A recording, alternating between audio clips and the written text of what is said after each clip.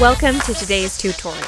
We will walk through how to customize the look and feel of your search results. You can get started with inspiration by some of the world's most loved retailers and pick one of our base templates.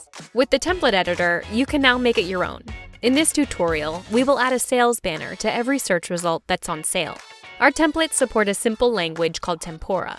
It supports if statements and loops. For a full description of available functionality, take a look at the documentation. In this case, we're using an if statement to check for the product status to see if it's on sale. If the product is on sale, we want to show a banner here.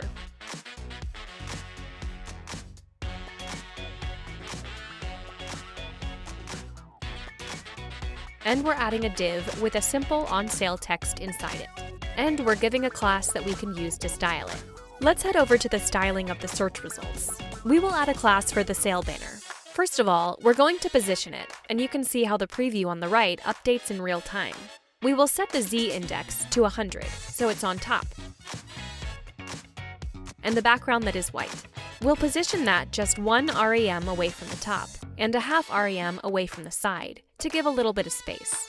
And we'll add some padding to the banner.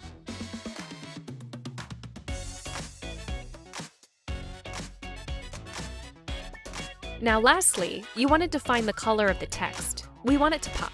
We'll make it a red color and also style it a bit.